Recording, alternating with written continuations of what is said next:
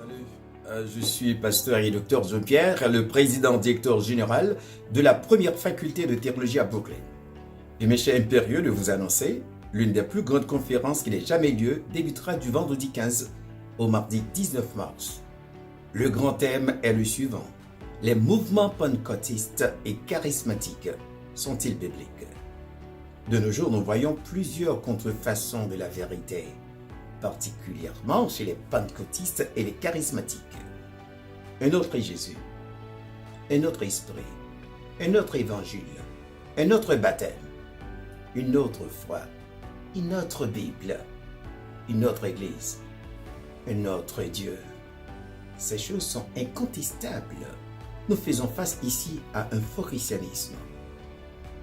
Voici les sujets qui seront traités vendredi 15 mars. Qu'est-ce que le mouvement charismatique? Quelles en sont les origines? Est-il biblique? Dieu envoie-t-il encore des visions aujourd'hui? Les croyants doivent-ils s'attendre à ce que des visions fassent partie de leur expérience chrétienne? Samedi 16 mars, on a parlé tout de don de parler en langue. Le don du parler en langue est-il pour aujourd'hui? On a touché dans dimanche matin qui va 17 en incultant. Est-ce que le don spirituel d'interpréter les langues là, est-ce qu'il y a un lien avec le don de parler en langue? S'agit-il d'une langue dans laquelle le croyant s'adresse à Dieu? Est-ce que le parler en langue sont langue de prière entre le croyant et Dieu? Et dans dimanche qui va 17 mars au soir, on a touché tout. Qui ça don spirituel, don de guérir là? Le don des guérisons, qui ça lié? Est-ce qu'il y a des guérisseurs par la foi, je dis? Est-ce qu'il est aussi puissant que Christ? Lundi qui va 18 mars. Les dons miraculeux de l'esprit sont-ils encore d'actualité? Et le mardi qui va 19 mars, on a parlé sur la succession apostolique.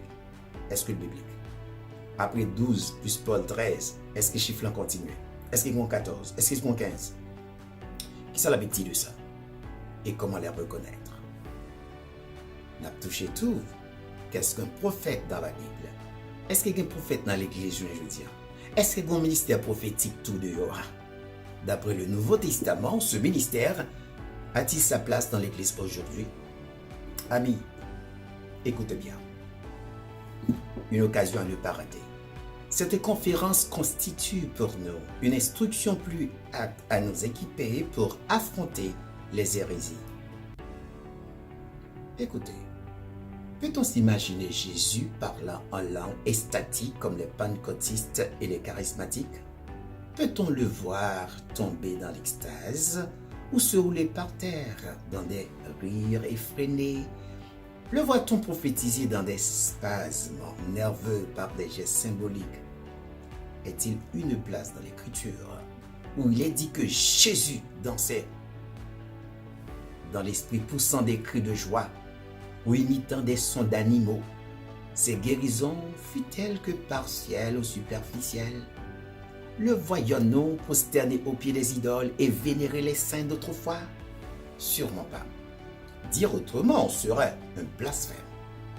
Posez-vous aussi la question, si Jésus était venu aujourd'hui plutôt que 2000 ans passés, à quelle église se joindrait-il?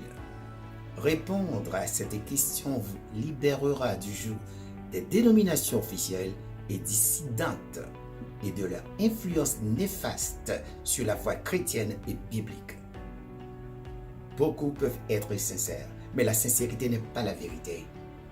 La sincérité seule n'est pas une protection contre les séductions variées. Seul l'amour de la vérité et la soumission à la vérité nous protègent contre la confusion religieuse de notre époque.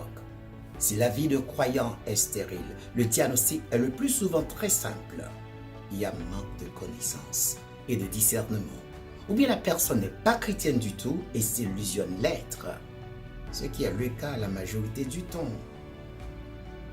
Amis, l'adresse est au 1159 Flatbush Avenue, Brooklyn, New York, 11226, entre Clarendon et Avenue D. Téléphone 718-600-1596. Venez tous en foule. Merci.